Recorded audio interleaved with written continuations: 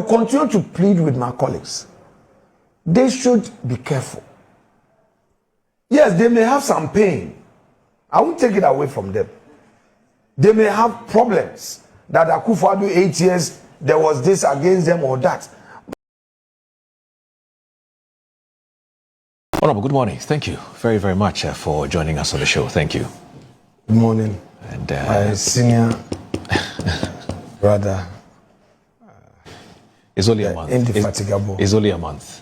It's only a month. I beg you. It's only a month. The indefatigable, I would. Sir, good to see you. Good to see you. Yes. Good to see you. And I hope you're doing very well. Yeah, by the grace of God, I'm fine. Yeah, but let me quickly start off on the issue of my work in Winneba. Right. Futu. Right. I have my own clear plan for the constituency. Okay. And I have my exit plan. There are legacy projects that I'm working on. Right.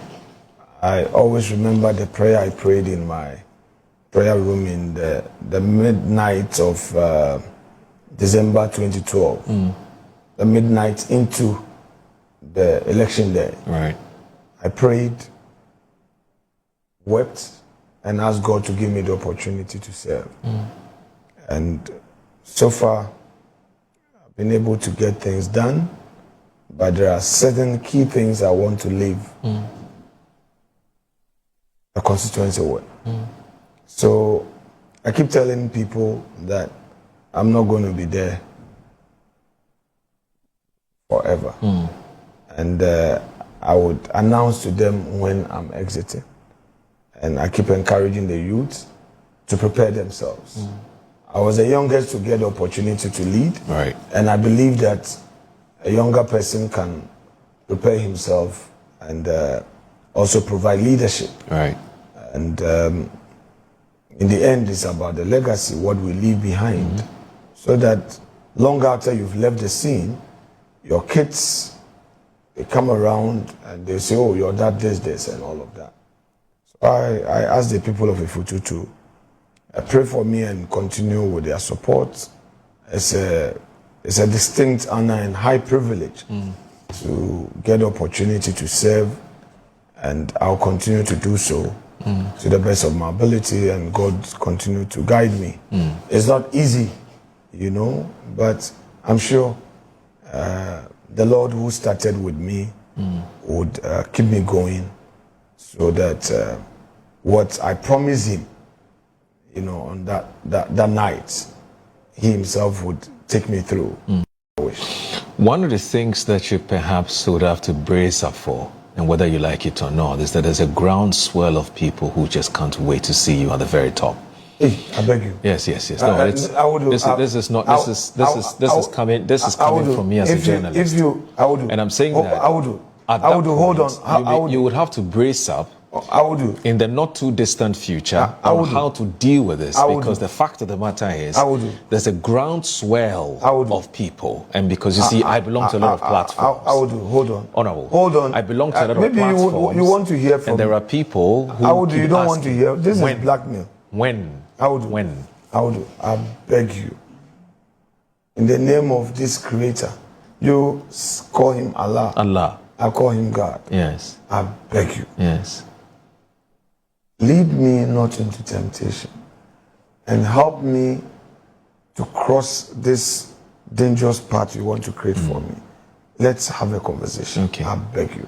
I'm sure you heard of a very popular saying, which is that where persuasion fails, force is applied. I will do. That's what I'm going to end. I will do. I end up. If you wish me well, no problem. You would keep me out of this trouble. I'm just saying that where persuasion fails, force is applied. That's why I'll end it. Finish. Let's talk about. He will be a fantastic president. He will be. How do you want to create trouble for me? He will be a fantastic president. Don't worry. This agenda must not. I'm allowed to aspire to see certain persons at the very top. I know I know you are not comfortable with this because you've never had this conversation with me before. So I totally understand. You've never had any conversation with me before. But I'm allowed to aspire to see certain persons at the very top, which is fine. No. But you agree that I have that right? Oh, I will do. Yes, as a citizen of this country. I will do, please. Okay, all right, no problem. No, let me deal with it. You see, I would beg of you. Okay. Please. Okay. Please. All right. I rest my case. Keep me out of trouble. No problem. And help preserve my life. No problem. I beg you. No problem. Thank you very much. It's just my wish, that's all. All right. Honorable, you have a new contemporary in Parliament. James Agaga, your very good friend, is now the new majority leader. You've had a very fruitful and very fantastic working relationship with your other friend, Mahama Yariga. Of course, there have been times when the debate has been intense, which is fine. Did you see this, what I'll call a mini reshuffle happening in Parliament, where now Mahama Yariga is going to local government, and then you have James Agaga who's taking his position? Did you pick that info? Did you pick that intel at some point? Well, yes. We've always known that after the unfortunate accident, the heli crash that took away the precious lives of our colleagues, I mean, there was going to be the need to fill those vacancies. We pressed it in Parliament. And we're expecting some reshuffle in one way or the other. So, of course, what happened, the announcement by the president did not come as a surprise. But what I also know is that the majority leader, the respected colleague, Honorable Mahama Yariga, wanted to leave Parliament and serve in the executive. I mean, we were picking it here and there. He didn't want to be in Parliament as a leader. He wanted to serve in the executive. I mean, those were things that we were picking. So, to that extent, it didn't come as a surprise when I heard of the new announcement of he being sent to the local government, chieftaincy and religious affairs. It's a very big portfolio. It is. He's a very senior member of the party. He's been in Parliament 6 terms or so. So, in politics, people may have their preferences. I mean, I remember back in 2013, when we were younger and fresh in Parliament, we went for an orientation. I recall we were in court at the time, the petition, and there were a few discussions here and there. And some senior members were surprised when I told them that, should we win the court case or even come to power in 2017, I don't want to be a minister. I would want to serve in Parliament at the committee leadership level or at the front bench. This has been my preference. I mean, I love advocacy. I love parliamentary work. And ministerial responsibility, I've not thought about it. I have my own views about governance. That to be a minister, you need a certain enriched knowledge and understanding. You need to pass through certain, rudiments of the governance architecture before you become a minister. That is my very conservative view of that. Of course, there are others who also hold that view that, look, let me make it to ministerial. I even recall that when Honorable Che was exiting, I mean, after he had announced his exit from Parliament, and at a point, the decision was to prepare someone to eventually take over from him. You know, and in MPP, it was always Minister for Parliamentary Affairs and Majority Leader. Yeah. You know, I had a talk with Mr. President Nanado, convincing him or persuading him to take away the ministerial, you know, portfolio. So he wanted it maintained, which is the Minister for Parliamentary by our Affairs. By our tradition. We, from Kufuor's time all through our tradition, we maintain, you know, so I was the first to be a majority leader without a ministerial portfolio. I humbly pleaded with the president that I don't want to be minister. I want to be a parliamentarian and serve, you know, in that capacity. It didn't come with any limitations? Oh no, okay. You know, it depends on your style. Right. You know, and you want to focus. So obviously when people get into politics, there may be areas you identify as your strength, and that is what I do. I can't be all over the place talking about the economy, talking about this and that and that.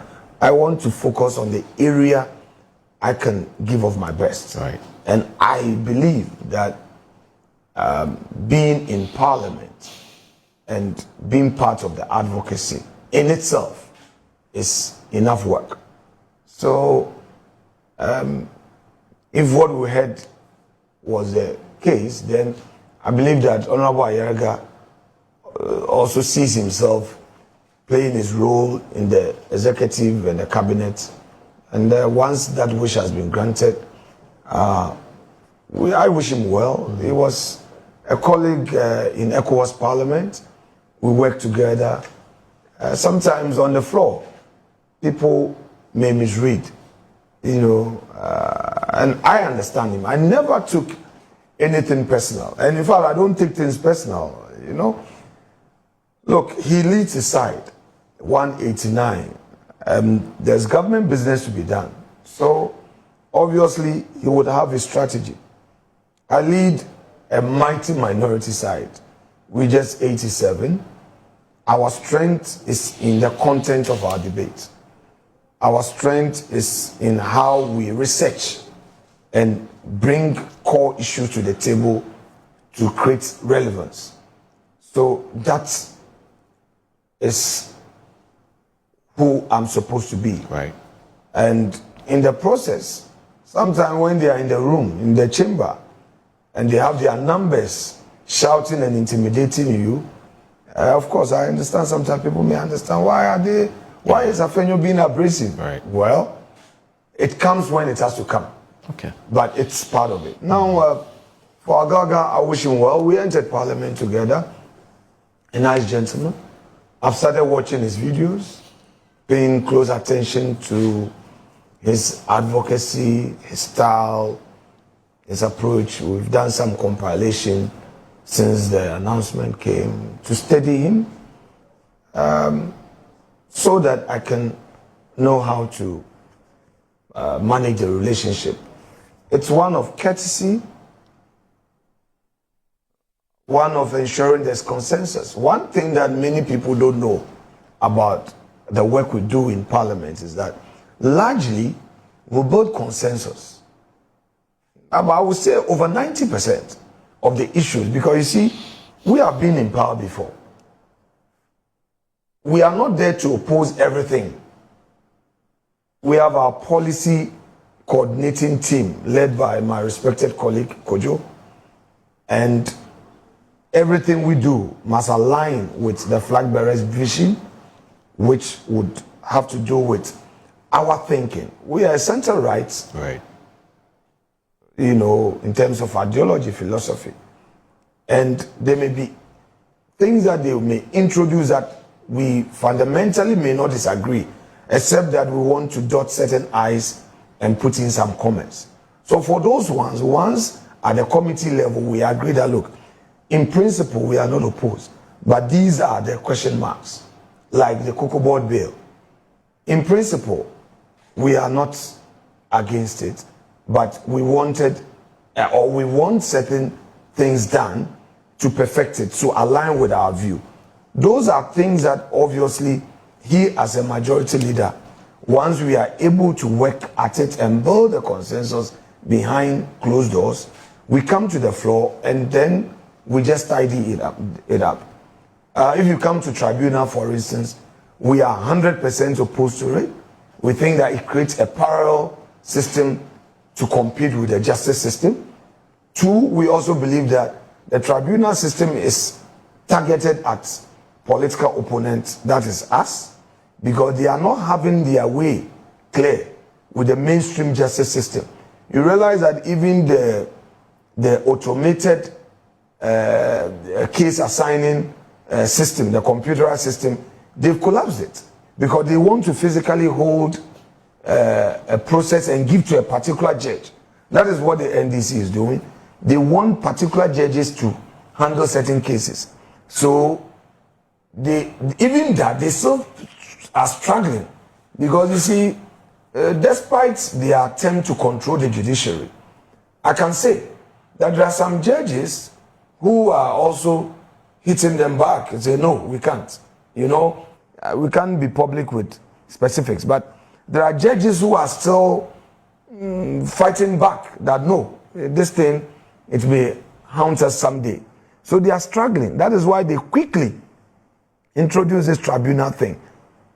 We are opposed and we are not going to support it, and we would maintain our position that the tribunal system would further affect our democracy. We don't need it, because if you look at it, it's a very dangerous piece of legislation. So back to the original question you posed. With all of these, we would oppose when we have to oppose, be constructive in that position, and agree where we have to agree to build consensus. And I believe that after I've studied Mr. Agaga for all this period of his advocacy on the floor, I would be able to fashion out exactly. So you're not done watching the videos yet? Oh, it's not a one-day thing. Okay. It's a whole research. Right. You know, this work, I want to leave the seat one day, someday, at the point that I'm leaving, I want to be clear on my mind that by the grace of God, I made my impact. Okay. If I refer to J.H. Mensah as a leader I look up to because of the work he did, if I see Che Mensah Bonsu, who was our leader for over 20 years, he served chief whip, he became a deputy leader, and then as a leader bona fide for over 15 years, 8 years minority leader in parliament, and then 7 years, 3 months as a majority leader. If I look at his work, the impact he made, I am compelled by those, industry of theirs to also leave an impact. So studying my opposite man is part of it, right, so that in the end, MPP's posture in parliament, led by me with my 4 other colleagues at the front bench, will be impactful. In the end, it is that impact that would let those sitting on the fence, that would let those who are, non-political, at least give us that nod and say, look, let's give MPP the chance. Okay. Basically, the aim is to turn the minority into a majority come 2028, and that would be a very fulfilling dream. That if J.H. Mensah 61 became 102, right, then the Afenyo-Markin led 87, by the grace of God, can also become some 140 minimum, or even some 169. Okay. So we're working towards that. All right. We pray. All right. And then obviously our flag bearer becomes the president. Okay. I mean, when listening to you tell me about all the things you've been doing so far in preparing for, in preparing to face up to your new challenge. You're talking as in your other competition on the other side. I'm not surprised at all because I know you're very thorough in the job that you do. And to be honest, I think that the NPP has been very lucky to have you at this point as their minority leader. So kudos to you. Now, would you miss Ayariga? Oh, I will miss him. Why? I miss him. He has his strengths. He has things that I like about him. He's an affable, easygoing character. One of the things, at least for the brief period we worked together, do I call it brief? 1.5 years. Yeah. It's not too brief. Yeah. It's enough time.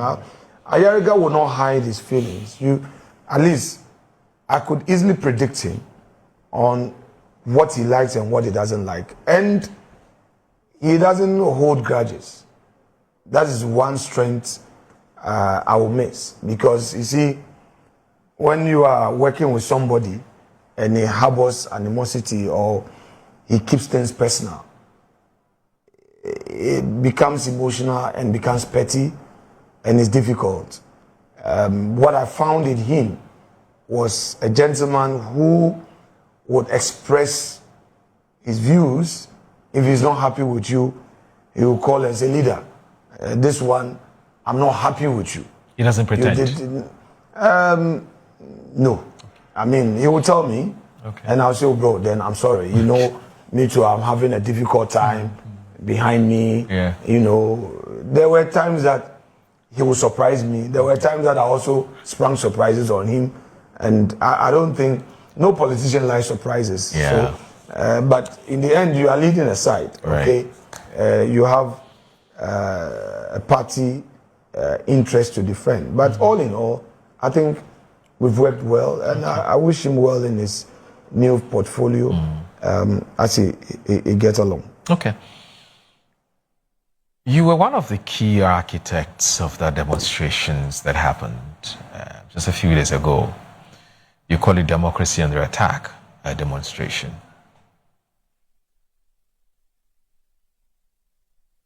It's been almost 72 hours since that demonstration. When you look back, the number of people who came there, the placards that you were brandishing, and all of the things that you did, do you think it was really worth it? It was. It was worth it. And it is still relevant, very important that we express our distastes, our apprehension in the manner that we did. I mean, in a very civilized way. We're very civil. Our members comported themselves. The police had less work to do. We cooperated with them and we raised our issues. We were not abusive. I mean, I didn't see any leader abusing members of government or even the president. We were clear on our minds what we wanted to convey. One, this issue of macho. Right now in Ghana, every now and then, chino. Bibieni chino. It's not good. Yoko is doing a lot. I mean, sometimes people even just think about the political arrests. But businessmen, I mean, I play golf at Achimota and at Bok. Every now and then, you see a businessman complaining in one way or the other. It's as if in Ghana, the NDC as a party envies world creation, or businessmen are also under attack. They can't complain, but that is the truth. I meet a lot of businessmen on the golf course, and they will tell you, hey, their account has either been frozen or someone has invited them to Yoko and asking them to prove how they got their wealth, how they came by their capital, what the shares you are holding in this, how did you come by it? These are wrong. So when we say democracy is under attack, we are looking at the entire governance architecture as we have it today. Reset does not mean go and attack and envy success. What the NDC is doing is very petty.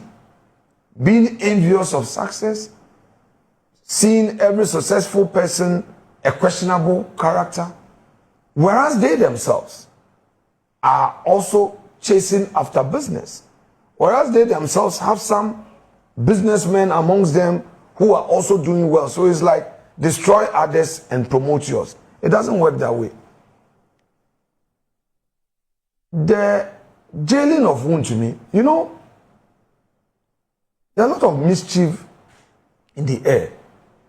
I did not even understand the Wontumi case until I read the judgment. I've read the Wontumi judgment 3 times. I want to be sure when I'm discussing this in public. So I deliberately read it thrice to understand what the case was all about. If you ask any ordinary Ghanaian, the spin out there is that Wontumi went to do galamsey and he's been jailed. That is a spin. Yesterday I watched an interview by Mr. Sedun Katia, a national chairman. And in that interview, in Kumasi, this point basically was that Wontumi was engaged in galamsey and he's been jailed. So even MPP4,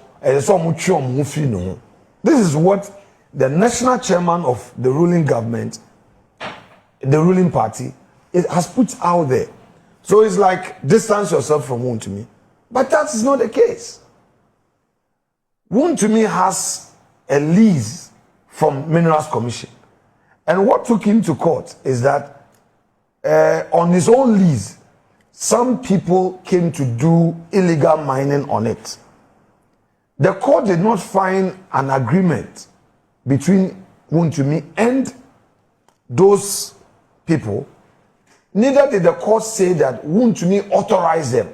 What the court basically said was that, oh, he should have been able to stop them, or that what they call assignment of his rights and all of that. Meanwhile, there is no such agreement to it.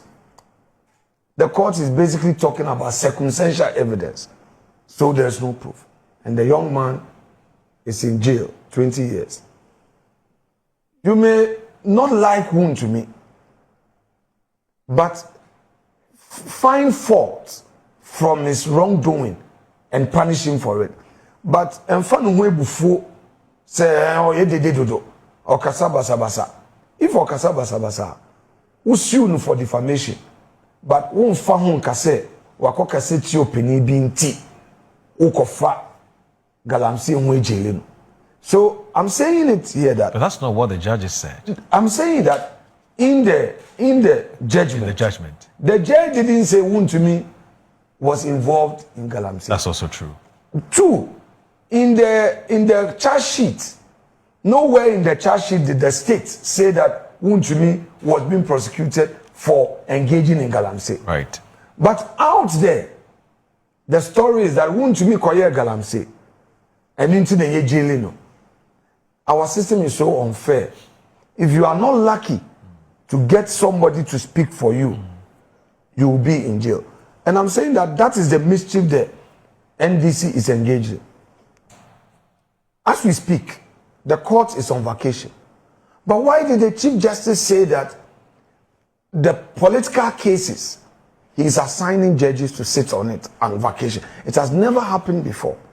And they want to rush justice and in the process prove a point. It is not governance. You see, on the day of demonstration, I reminded my colleagues in NDC, and I'll repeat it here on your platform. Sometimes this power, when we get it, we think as though it would be there forever. It happens. Every politician, when he takes power. If you read our history from 92, don't take it far. Anytime a political party gets power, the first impression is that we will stay in power forever. I remember back in the days in 2001, how NDC was booted out of office. The talk in town was that NDC was J.H. Mensah who said. Oh, you know when we NDC 30 years. He said NDC will be in opposition for 30 years. First 4 years, 2004 elections, we were shocked when NDC reclaimed some of their seats we took away from them. Ashama. MPP won Ashaman in 2000 election. We won that Dekotopo. Even in the Bono areas, they took back some seats that we thought we had gotten for good.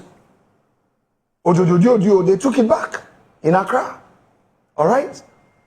And by 2008, they have gathered momentum, such that in spite of all the successes in Kufuor's rule, they snatched power. Then they also thought that, oh, MPP, look at how they struggled in 2012. They had to literally rig the elections, where voting machines were deliberately stopped because they realized that they were not going to win. So they postponed the election. We know all the machinations in the 2012. Even in spite of all that, the figures could not add up. Where pink sheets were manufactured and all strange pink sheets, collation, even some of the figures, they were in a rush. They managed to rig and the presiding officers did not sign. And we took it to court. 4 years. They thought the victory in 2008 was forgone. Conclusion, oh, it was a walk in the park in 2012. 2012, I can tell you, I was a candidate. NDC was deliberate about its rigging. They struggled. But Akufo-Addo, a man of peace, accepted the verdict of the court. 5-4. All right? 5-4.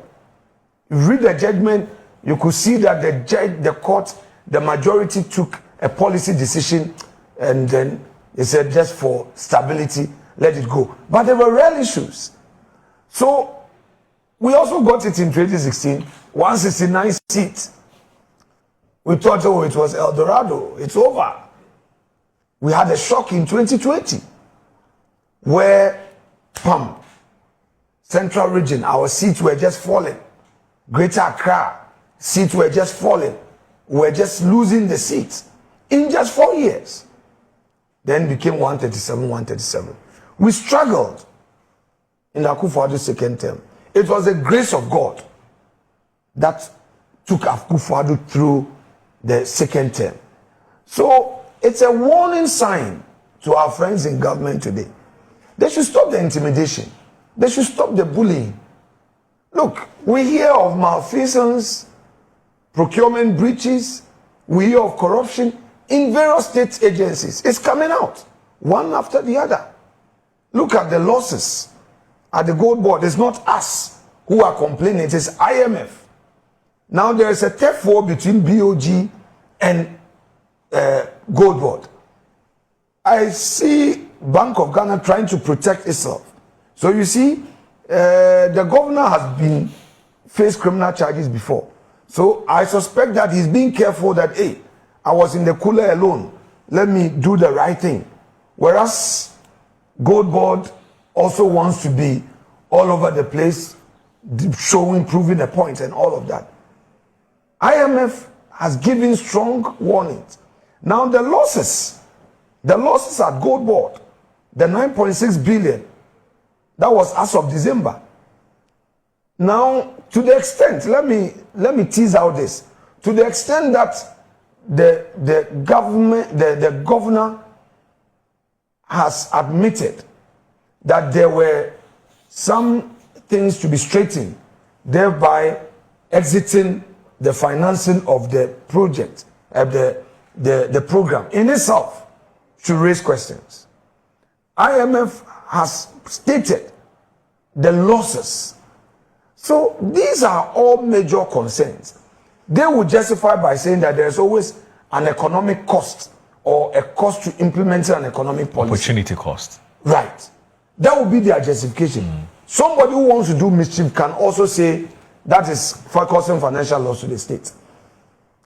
I will continue to plead with my colleagues. They should be careful. Yes, they may have some pain. I won't take it away from them. They may have problems that Akufo-Addo 8 years, there was this against them or that. But can we end this at some point as political leaders? You've been consistent about this call. Can we end this at some point? Because if we don't end it at some point, bro, Abawumia comes to office tomorrow. I may be a moderate. I may be sitting at the table and saying to His Excellency that, sir, I think let's manage this. Bawumia himself, by his posture, is not vindictive. He's not the type of person who would dedicate or use his energies to go after his opponent. But in governance, it's not a one-man rule. It's an ecosystem of the collective. He may, as a person, not want that. But when you get to a tipping point and you push your opponent to a point where they say, no, we must also get our pound of flesh, you make it difficult for Dr. Bawumia as president or others like me who may say that, look, let's be measured. So it's a humble plea. They can say all they want to say. I am saying that let there be accountability, but let the accountability have a human face. Why would Iyoko say bring 50 million worth of property before you get your bill? Why would you try to embarrass and disgrace somebody like Miracles Abuaji? Create an impression that he has so much in his bank account when you know it's a lie. The man has been around. He travels, he comes. Miracles comes at the airport. You can just invite him. He would come. Why carry Iyoko officials to just operatives to arrest him? Our national security couple, Edubuahin, this young man committed his life serving our country. We all know what goes into national security. Why subject him to such an ordeal, he and his wife? You create an impression out there that Edubuahin is a thief, an intelligence officer who has worked day and night. How would you?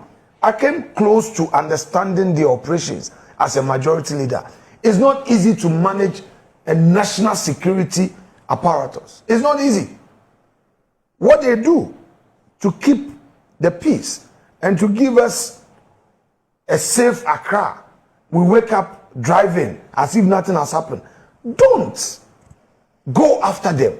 It is wrong. Okay. All right? These are things that they are doing. And you also have a national security. You know there are individuals in charge who may be taking decisions for the state. Okay. How would you feel? Okay. If tomorrow, I beg you, let me land on this. Okay, because of time. How would you feel if tomorrow somebody now targets them? If you don't understand something, yes, you can do the politics. But I will plead with our friends in government. Again, I will plead with them. You say reset, no problem. Do your reset. Accountability, yes. If somebody has done something, pursue the person, no problem. But do it with a human face. Okay. Let the justice machinery work in a manner that everybody will see it as being fair. Okay. Galamsey has worsened. Things have gone bad. It's not the opposition saying it. It is organized labor. It is the religious bodies who are saying it. It's not MPP. They have their independent research mechanism that is pointing to that. And let me land on this gold board issue. I want to say something to our brother Sammy Jemfi. Sammy, MPP, nobody hates you. Abno Sayasare doesn't hate you. I don't hate you. We want the best for you. Some of the people you think are your friends today, that you deploy to attack us merely for questioning certain actions at Gold Board may not be there for you tomorrow. So take it easy. When we raise issues, take your time and respond. Don't come and attack us. Don't engage others to attack us because we've criticized Gold Board. You were very loud, Sammy, when you were in opposition. You raised critical issues. You were the loudest in opposition. And I'm sure you should have a certain level of tolerance to even listen to the issues we raise, because most of the issues you raise are issues that have been reported by the IMF, by institutions that are credible. So we are not after your person. We are after the excesses in the activities at your institution. So please, don't take it personal. Let's work together. Let's understand the issues. When we raise them, take note. Because one day, some of these things may come back and haunt you, and maybe a media person that is supporting you today may not be there for you tomorrow. So let's understand each other and show our collective mutual respect. You see, I would do. Another thing, our friends in NDC have become so intolerant. When you raise any issue, then they become personal, attack you, insult you, engage some bloggers, engage some pseudo, whatever on social media, to now go very personal.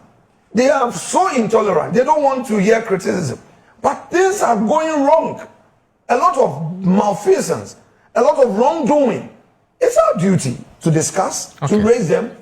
Theirs is to listen and adjust and get it done right. It will save them themselves tomorrow, like my brother Sami Jemfi's issue I'm raising. It will save him tomorrow. All right. So they should get it and stop attacking. As I watched a clip, somebody attacking Honorable Abner Sayasari. I was so sad. Just because she has raised issues about Gold Board. Kojo Ponkroma also raised issues about Gold Board, and there was personal attack on him. Sami himself went on social media calling the minority names. Anyway, who continue to raise the issues? Right, so I pray that they will listen to us. We just have 2 minutes to call it a day. But let me see if we can do this in just 2 minutes. I know the thing about politicians is that they always want more time. Unfortunately, we don't have all day. But you made a very important call, and the call is to end retributive politics, which is you do me, I do you. It's been like that from time immemorial.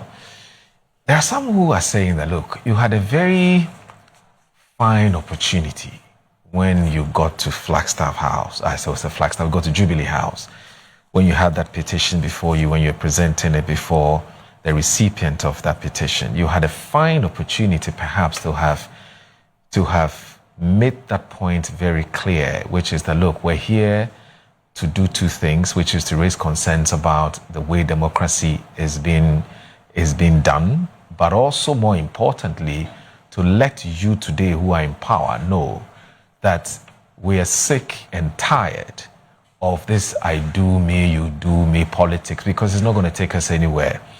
And that you are not happy for the future. You're scared for the future. But instead of doing that, Honorable, you rather took issues with the person who's receiving the thing on behalf of the president. Why did you find that the most important thing to say on that day? And what exactly were your concerns with Nanaya Jantua receiving the petition for and on behalf of the president? Why do you think that there was an issue there? And if you can do it in just 2 minutes before we end this. If you can plead with your producer to play the tape. Give you 5 minutes. Play the tape. Listen, I'm human. I can make mistakes, and I do make mistakes, but I am very deliberate in my choice of words when I have the opportunity to speak for and on behalf of the party. I'm mindful of my responsibility. But my friends in NDC, they can do their mischief and get people to believe in their mischief. Please play the tape. Let's play. Right, let's watch it. Let's watch this. My words, the language. Let's watch it. It's been prepared. The tape is let's watch it. I don't go personal. They're very concerned about why the demonstration was what was articulated. All right? There was no attack on anybody, but a friend of mine, over the weekend, I won't mention his name, he engaged me in a chat, and I said, but why are you guys doing this? He said, leader, but you guys, your demonstration was successful, and we wanted to kill it. So the strategy was to use Nana Yajentua to kill the success. Off camera, I will show you. He's an NDC person. Yes, a very senior member. Part of the communication machinery. He himself was out there attacking me. So I just sent him a message that, why are you so hyper? I just sent him that message. Bro, why are you so hyper? What is it? He said, oh, you guys had a very successful demonstration, so we needed to kill it. So I said, oh, so all the things you were spinning out there, he said, but what else should they do? It's part of political communication. And I don't hold it against them. A government is in a tight corner. It needs to get out of that corner. One of the things to do is to look for a way out. So now they put words in your mouth. They use words that you've never even used. And when they are asked for evidence, they run away from it. And it's like, let them stay on that communication line. I think it's something that we NPP must also learn, and learn well. How to be very consistent and stay on a message. I think I should say on a lighter note that I admire the NDC for that, because they invest so much in communication, and even when it's a difficult situation, they find a way, pick on one thing and spin. You get what I mean? So I think it's a style we have to also learn, and learn well. You know, so get your is the tape ready? Okay, get production. Also working to play the tape. Get production. What exactly was the concern? It's very important that we close this thing, and then when this is played, you will see the full mischief, and you'll be shocked. Okay.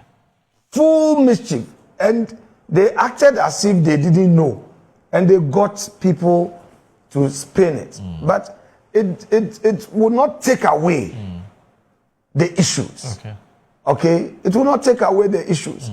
A government that is claiming that inflation is down, macroeconomic variables are all stable and very positive. Okay. Yet there are no jobs. They promise 1 job, 3 shifts. Okay. They promise 24-hour economy. Is the tape ready now? Meanwhile, sorry, I want to. They don't have incentives. Now? The tape is ready. Okay, let's watch this. Okay, sure. We can come. As is expected, the chief of staff or the deputy or a very senior member of government, under the circumstance, should have been part of this discourse and to lead it.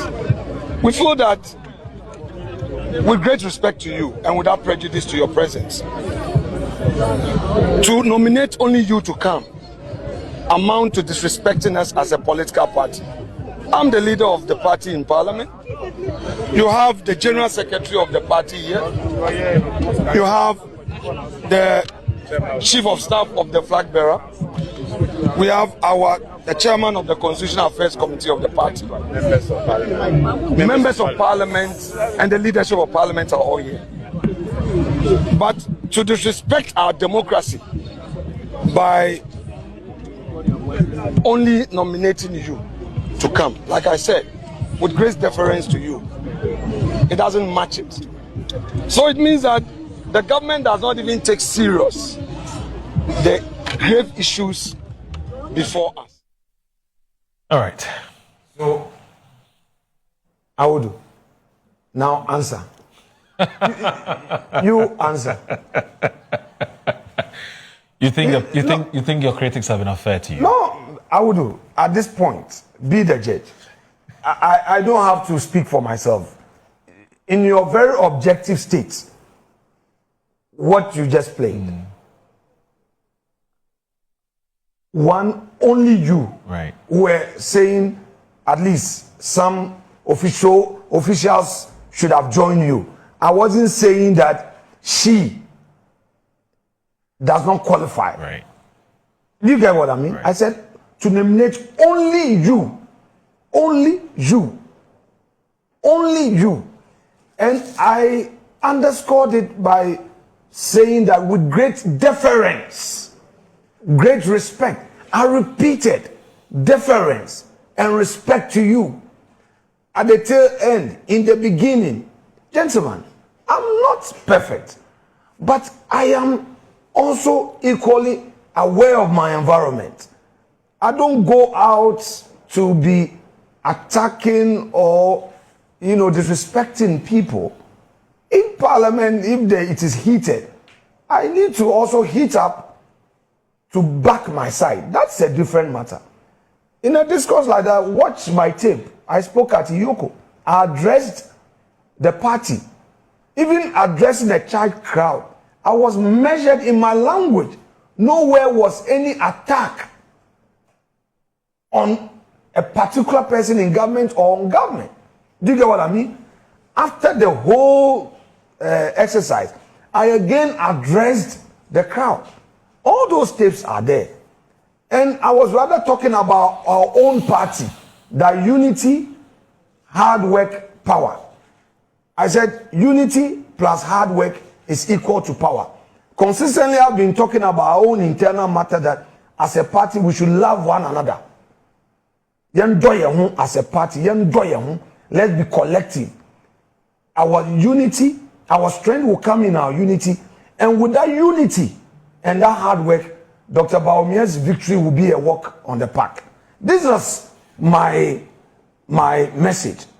But when you have NDC communication machinery that wants to get out of trouble, they would then have to find something to spin and mislead even respected journalists into believing that what they are saying is the truth. All right? Nevertheless, Alex, Nana Janto, yes, I've heard it. I watched the tape. Nana Janto is not happy.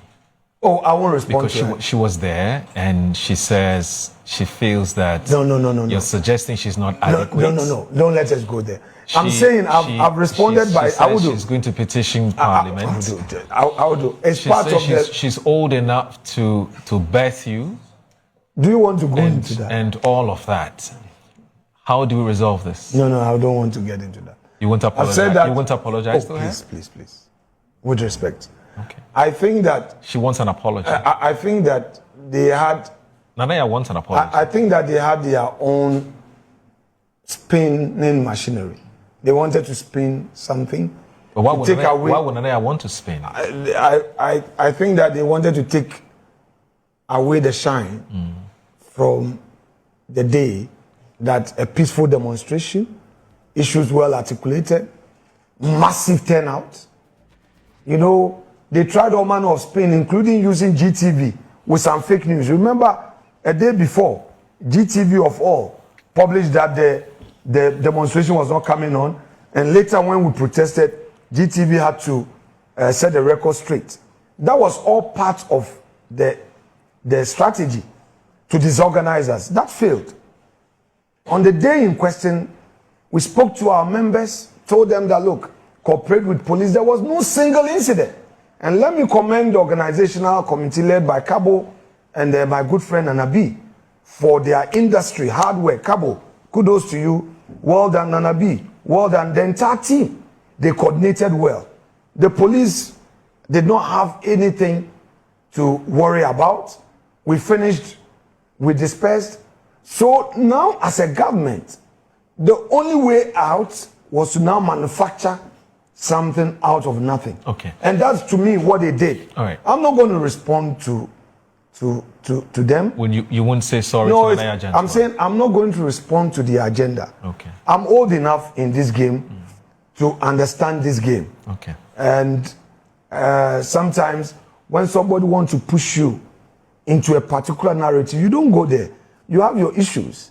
And again, it's something I want to share with my colleagues in MPP. Beware of NDC propaganda. always stay on your message, stay on course. Don't allow them to divert your attention. When you are supposed to deal with an issue, deal with it. Okay. Don't worry sharing their videos and their stories, because it's all part of the strategy. All right. And I will not fall for that. Okay. But I will stay on course. Nanaya is hurt. I will stay on course. She's very hurt. I will stay on course. She says she deserves an apology. I will stay on course and address the issues. Thank you very much. And let the world know the truth. All right. When we are dealing with them. All right. Thank you so very much. With regards to your constituents, we're told that they love you so very much, and you know you love them too. But I still insist that we have a wish, and that wish must happen. I beg you. Thank you very much, Honorable Alexander Afenyo-Markin, for joining us. The minority leader and also MP for the Ifutu constituency. He's a very good friend of mine. So when we do our little things here, you must understand. Thank you, and have a wonderful day, sir. Thank you. All right, then that's it. So yes, so my guests are here. I have two academics who will be helping us to review some of the big issues that are making the rounds in our dear country, Ghana. Please stay with us. As is expected, the chief of staff or the deputy or a very senior member of government, under the circumstance, should have been part of this discourse and to lead it. We feel that, with great respect to you and without prejudice to your presence, to nominate only you to come amount to disrespecting us as a political party. I'm the leader of the party in Parliament. You have the General Secretary of the party here. You have the Chief of Staff of the Flag Bearer. We have the Chairman of the Constitutional Affairs Committee of the party. Members of Parliament and the leadership of Parliament are all here. But to disrespect our democracy by only nominating you to come, like I said, with great deference to you, it doesn't match it. So it means that the government does not even take serious the grave issues before us.